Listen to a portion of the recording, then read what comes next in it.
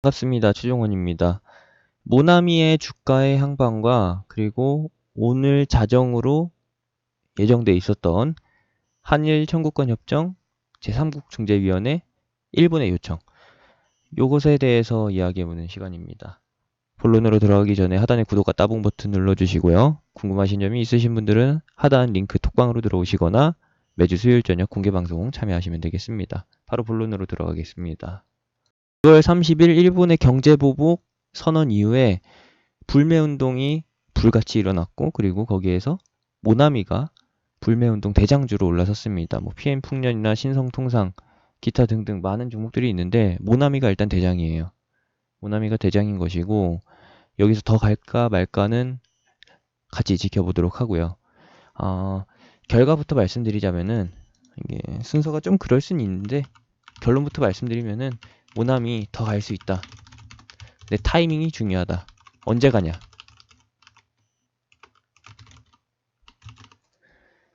언제 가냐? 바로 가냐? 뒤늦게 가냐? 차이인데 그것에 대해서 살펴보도록 하죠.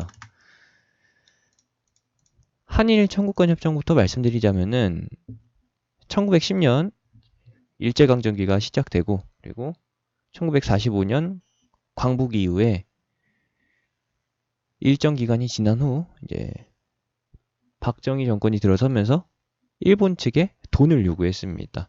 무엇이냐?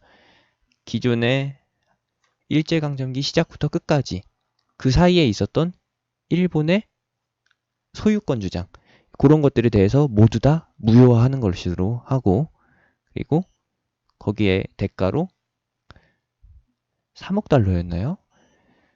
어마어마한 돈을 대가로 받았습니다. 그 돈으로 새마을 운동이나 근대화 그리고 산업 발전이 진행되면서 영남권 중심으로 해서 수출업이 발전하면서 한국 경제의 성장이 이루어졌죠. 그것이 일단 팩트입니다. 그리고 거기서 끝내기로 했었는데 최근에 한국 대법원의 판결, 그런 것들이 이전 한일 청구권 협정에 위반된다. 이미 끝낸 얘기를 가지고 왜 자꾸 들먹이느냐 라는 의견으로 아베가 내세운 것이죠. 그것이 바로 이번 일본 경제보복의 시발점. 계속 신경을 긁으니까 일본이 나선 겁니다. 그런 것이고, 현재 일본이 요구하는 것은 무엇이냐? 제3국 중재위원회 설치입니다. 3조에 따르면은 한일 양국 간이 합의를 보는 것이고, 합의라고 하긴 좀 그렇죠. 원만하게 대화로 푸는 것이고, 그리고 두 번째로는 중재위, 양국 대표가 모여서 협상 테이블이라고 하면 좀 그래요. 협의 테이블을 갖추고, 협의 조직을 갖추고서 거기서 서로 의견을 절충하는 것, 그렇게 해서 마무리하는 것, 그것이 2항이고, 일본이 지금 요구하는 3항은 제3국, 한국과 일본 외에 타 국가가 중재위원회로 참여해서 한국과 일본의 그 분쟁을 종결시키는 걸로. 그렇게 되면은 공증이 되는 거기 때문에 더 이상 한국 측에서 자체적으로 무언가를 못하겠죠. 그렇다면은 이제 일본은 신경이 거슬릴 만한 게 없어지는 것이고, 세 가지 조항 중에서 제3항, 제3국의 참여중재위원회 구성이 후대에도 영향력을 행사할 수 있기 때문에, 증인이 있는데도 자꾸 그러면은 이거 좀 아니지 않냐라는 식으로 나올 수 있는 그런 발언권이 생기기 때문에 일본이 요구하는 것은 바로 제3항입니다. 이렇게 알아주시면 되겠고, 이것에 대한 기한이 언제냐? 바로 오늘 18일 자정입니다. 7월 18일 자정, 6월 19일에 일본 측에서 제3국 참여 중재위원회 구성을 요구했고, 답변 시한을 30일로 임의로 정했습니다. 일본 측에서 일방적으로 정한 거예요. 그러고서 오늘 안에 대답해라 라고 한 것이고, 한국 측에서는 어떻게 대답했느냐? 일본이 정한 응답 기한, 일방적으로 정한 것인데 우리가 거기에 맞춰서 대답할 필요가 있냐라고 한 것이죠. 그리고 추가적인 질문, 답변 시한이 지난 후에도 한국 외교 담당 측은 일본의 요구에 응답할 이유가 있냐, 응답할 의사가 있냐라고 했더니 다 필요 없고 일본이 협상 테이블에 나와준다면은 거기서부터 이제 대화를 시작하겠다라고 했습니다. 결국에 답을 보면은 일본이 요구한 이제 제3국 참여중재위원회 구성은 거절입니다. 그렇게 되면은 한일 감정이 또 격화되겠죠. 뭐 더 격화될 것도 없습니다. 일본 측에서는 한국에 조달하는, 한국 측에서 수입해가는 모든 물품에 대해서 규제 아닌 규제, 커트라인을 높이는 것이고 귀찮게 만드는 것이고, 한국 측에서는 시간이 좀 걸리겠지만 무역을 하는 데 있어서, 그리고 국내에서 생산하는 모든 제품에 있어서 차질이 생길 거는 시간밖에 없다. 마감 기한에 못 맞추는 게 문제인 것이지 생산을 못하는 것 아니다. 수입이 중단돼서 골치 아파지는 건 아니다라는 거 확인해 주시면 되겠습니다. 한국 정부는 에둘러서 거절을 했고 일본은 내일부터 또 다른 악재를 꺼내 들 겁니다. 악재라고 하면은 새로운 규제를 또 꺼내겠다라는 것이겠죠. 화이트리스트에서 한국을 제외하는 그 부분을 거의 전 산업 부분으로 전방위 확대할 것이라고 봅니다. 그렇게 되면은 미중 무역 전쟁의 여파보다 이제 당장은 코앞에 놓인 일본의 경제 부부, 그 영향권에 들어서겠죠. 그렇다면 지수는 여기서 2050포인트 상회하는 수준에서 저점을 만들고서 반등하는 것이 아니라 이 저점을 깬다. 이 저점이라고 하면은 당연히 최근 저점인 지난주 저점이죠. 여기를 깰 가능성이 높다. 현재 진행되고 있는 하락의 추세가 1, 2, 3, 4, 5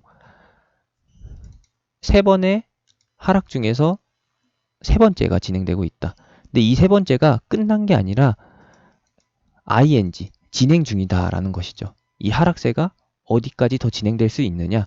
기본적으로는 2050포인트를 깬다라고 보는 거고요.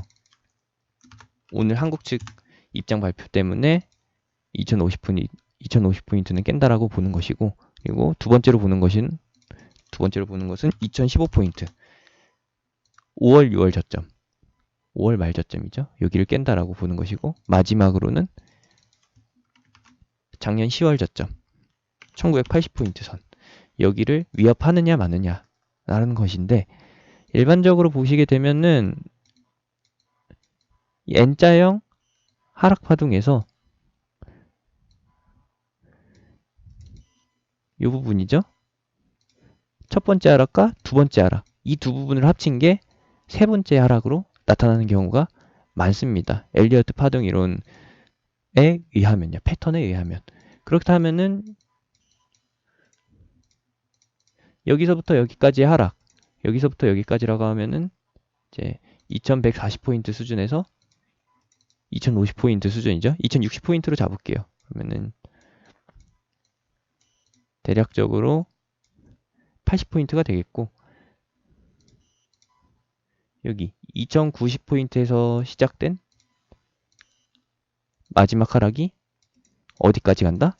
80포인트 하락이니까 최소 2010포인트, 2000포인트를 위협하는, 정확히 말해서 5월달 저점을 깰 가능성이 높다라는 것이죠. 그냥 깨면 다행인데 시장에 아무런 개입이 없고 단순히 하락만 하면은 딱 전저점 수준, 5월 수준에서 반등을 할 것인데, 문제는 무엇이냐? 신용 물량이 이탈되면은 우리가 예상하는 그 반등 지점보다 조금 더 아래에서 반등이 시작된다라는 것이죠. 신용장구가 굉장히 악질이에요, 악질. 안 좋습니다. 비교를 해보면은 작년 10월보다도 안 줄었고, 그리고 최근에 또 이 반등세를 따라서 추가됐다라는 것이죠. 아니, 시장이 2달 내내 계속 하락하고 있는데 현금이 어디서 날까요? 땅 파면 돈이 뭐 500억, 100억씩 나오나요? 물론 나올 수도 있는데 그럴 가능성이 적잖아요. 그렇다면은 이러한 매수세, 신용 물량이 증가는 어디서 나오느냐? 당연히 개인이 신용을 쓰는 거예요. 시장 반등할 것이라는 기대감 때문에. 신용과 레버리지를 쓰니까 계속해서 신용 잔고, 저항 물량이 쌓이는 것이고, 외국인과 기관 입장에서 신용 팡팡 써가면서 돈 벌려고 입 벌리고 있는, 아가리 벌리고 있는 개인들이 내킬까요? 안 내킨다라는 것이죠. 당연히 이것 모두 다 털고서 반등시킨다. 왜? 이 시장 바닥은 개인들의 굶주린 배를 채워주기 위해서 존재하는 게 아니니까. 그렇기 때문에 이 신용 물량 어느 정도 다 털고 간다. 제가 예상해보는 바로는 이 정도 수준까지, 작년 12월 수준까지는 다이어트를 시키고서 갈 것이라고 봅니다. 그렇게 되면은 지수는 당연히 초토화가 되겠죠. 그렇게 봐주시면 되겠고, 오늘 발표된 외교부 입장을 보시게 되면은 다음 주 21일이죠. 일요일 21일에 선거가 있고 22일에 개표를 하고 23일에 결과 반영이 됩니다. 아베가 승리하더라도 철회될 가능성이 낮다라는 거예요. 오늘 한국 정부가 보여준 그 태도 때문에. 아베가 안 된다라면은, 새로운 총리가 올라선다라면은 규제가 철회될 가능성이 있지만, 조금이라도 희박하게나마 있지만, 희망을 가져볼 수 있지만 그렇지 못하다라는 거. 그렇기 때문에 우리는 장기화를 염두에 두어야 합니다. 그래서 제가 반도체 부분에 있어서는, 핵심 소재에 있어서는 후성을 보여드렸고, 그리고 테마에 있어서는 오늘 모나미를 말씀드리려고 하는데, 일봉만 보시게 되면은 굉장히 공포감에 쌓일 수밖에 없어요. 간단하게 말씀드리자면은 이것도 상승의 과정이다. 일봉상으로만 보시게 되면은 거래량의 발생이 3번 있었고, 윗꼬리가 3개나 나왔기 때문에, 그리고 윗꼬리가 나올 때마다 다음날에 심리적으로 위축될 수 있는, 심리를 위축시키는 음봉이 나와줬다. 개파락과 함께 음봉이 나와줬기 때문에 이거는 굉장히 개인들 입장에서는 무서울 수밖에 없다라는 거예요. 근데 일봉만 보면 안 되고 분봉을 보시게 되면은 최근 60분봉 상에서 추세가 그려지고 있다. 수렴이 잡히고 있다라는 거예요. 고점이 어느 정도 저항을 받고 있고 저점은 계속해서 높아지고 있다. 이 말은 무엇이냐? 내일이라도 당장 공포 심리를 유발할 이 구간에서 따라붙은 개인들을 따돌리기 위해서 충격을 줄 것이다. 지금 우리가 예상해 볼 수 있는 흐름은 어떤 것이냐? 바로 이 하단 추세, 여기서의 반등을 예상해 보는 거잖아요. 어떤 것처럼? 이전에 나왔던 이 구간처럼. 여기가 1번이면은 확인되지 않은 구간인 것이고, 그리고 2번 구간은 사람들이 많이 따라붙었을 그런 구간. 3번의 위치는 새롭게 따라붙으려는 사람들이 강제로 만들어낸 반등 포인트일 수 있다라는 것이죠. 기술적 포인트. 그렇다면은 세력이 개입한다라면 어떻게 될까? 2번과 3번 위치에서 따라붙은 사람들을 모두 다 따돌릴 가능성이 높다라는 거예요. 우리가 예상해 볼 수 있는 이 4번 포인트, 2번과 3번을 깬다라고 하면은 당연히 3,800원 요 수준을 깬다라고 보는 것이고, 일봉상으로 보시게 되면은 3,800원이 어디냐? 두 번째 상승의 몸통을 깨는 위치예요. 정확히는 윗꼬리인데 여기를 깬다라는 것이죠. 대략적으로 4,900원에서 3,800원 사이의 박스로 보실 수 있겠지만, 이번에 충격이 발생되면서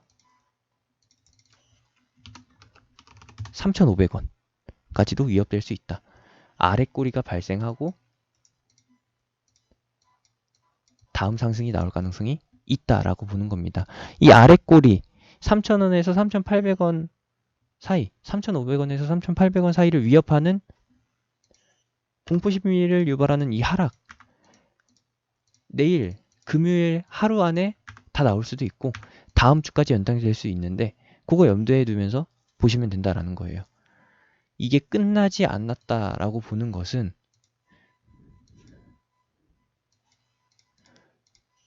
최근에 모나미 시세를 보시게 되면은 대선 테마 정책주, 무상교육과 의무교육 확대, 그리고 저소득층 지원, 이쪽으로 정책 방향이 잡혔을 때 효과를 봤기 때문에 이번 대선에서도 그 효과를 노려볼 수 있었을 것이다 라는 게 전제 조건이고, 이전에 대선 테마로 끼를 보인 바 있으니까 이번 대선에서도 역시나 끼를 보일 수 있다. 근데 하필 또 포인트가 이렇게 1분이 잡아주니까 뭐 이 기회 이용해서 이러한 시세를 만들어낼 수 있다라는 거예요. 더 갈 수 있다 라는 거. 아니면은 아싸리 이런 큰 판을 짤 수도 있고요. 이전에는 조금 시간이 걸렸겠지만은 이제는 작업 기간이 짧고 매집 기간이 짧고 상승이 길게 이어지기 때문에 충분히 가능성은 있다라고 봅니다. 왜? 패턴은 항상 바뀌는데 차트는 똑같이 나타나니까 라고 보는 것이고, 3,800원에서 3,500원 본다라면은 이 구간에서 이전에 물려 있었던 사람들, 2017년도 후반에서 2018년도에 물려 있던 사람들이 다 빠져나갈 것이다 라고 보는 겁니다. 그리고 최종적으로 4,800원 여기를 기준으로 해서 2015년도, 16년도, 17년도에 들어왔던 혹시 남아있을지도 모르는 악성 매물들, 그 물려있는 사람들이 빠져나갈 가능성이 있다라는 것이죠. 그렇게 보는 것이고, 일봉상으로 보시게 되면은 최근에 거래량이 없었어요. 최근이라고 하면은 얼마나냐라고 하면은 2018년도 상반기 이후죠.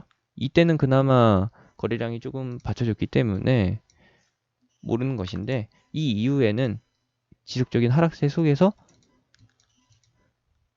이렇다 할 거래량이 발생되지 않았다라는 것이죠. 그렇다면은 1년간의 매집으로는 추가 상승이 어렵다라는 거예요. 제가 추측해보는 바로는 이 과정에서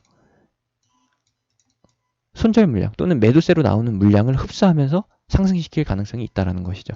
그렇게 되면은 매집과 함께 상승이 동시에 진행되는 거니까, 차트 관리가 동시에 진행되는 거니까 시간적으로 봤을 때 곧바로 급등하는 것보다는 시간을 끌 가능성이 높다. 시간을 끈다라는 것은 박스권이 일정 부분 진행된다라는 것이죠. 이 배경에는 당연히 한일 분쟁의 장기화, 이것이 있는 것이고, 계속해서 불매 운동의 지속, 그리고 몇 개 안 되는 그 관련주들, 그 중에서도 대장의 면모를 보인 게 모나미이기 때문에 추가 상승이 가능하다라고 보는 겁니다. 추가 상승이 가능하다라고 보는 것은 이제 6,000포인트, 6,000포인트라고 하면 그렇죠. 6,000원 전고점을 돌파해서 신고가를 낼 가능성이 있다라는 것. 이번 거래량이 월봉상에서 단 하나의 캔들로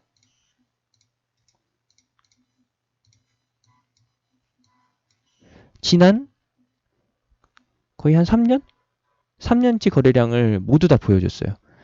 15년도를 포함하면은 조금 부족할 수 있는 것이고, 14년도까지 포함한다라고 하면은 한참 부족하죠.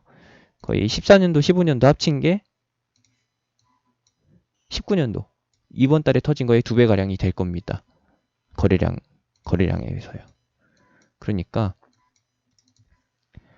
이번 상승 구간은 15년도, 16년도 물량까지 모두 다 소화시키려는 상승, 그 정도로 봐주시면 되겠고, 일정 기간이 지나면은 새로운 시세가 진행될 것이다 라고 봅니다. 7월 달은 윗꼬리가 나온 상태로 마무리되고 새로운 캔들에서 시세가 나올 수 있어요. 그 부분의 가능성을 실어주시면 되겠고, 그에 대한 근거는 당연히 한일 분쟁의 장기화, 이렇게 근거를 삼아주시면 되겠습니다.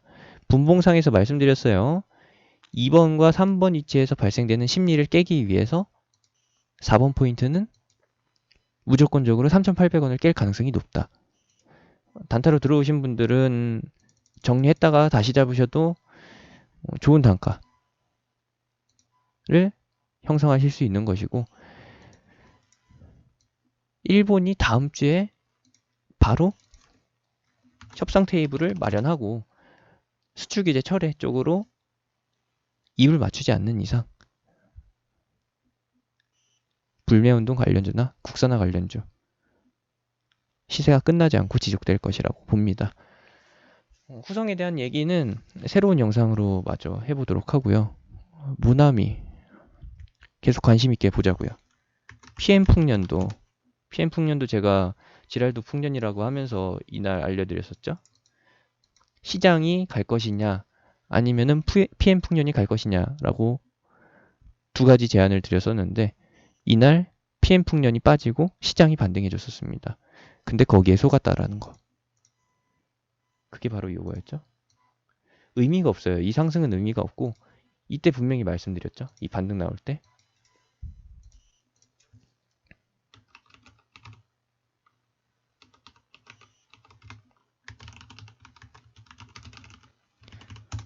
코덱스, 코스닥, 선물 인버스 상품이죠. 정확히는. 그리고 코스피 하락에 추종하는 코덱스 200 선물 인버스 2X, 요거까지가 답이 되겠다. 모나미와 후성을 해지로 보느냐, 시장 하락에 해지로 보느냐, 그것도 맞다고 봐요. 한 50% 정도 맞는 답이라고 보는 것이고, 진짜 정답이라고는 없겠죠. 70%에 해당하는 정답은 이제 인버스 상품, 그리고 이제 100에 해당하는 정답은 당연히 현금이겠지만 힘들죠. 지금 상황에서.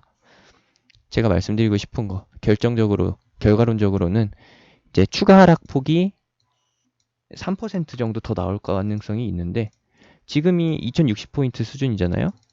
그러면은 2000포인트까지 간다라고 하면은 3, 4% 수준이에요. 마이너스 3, 4%.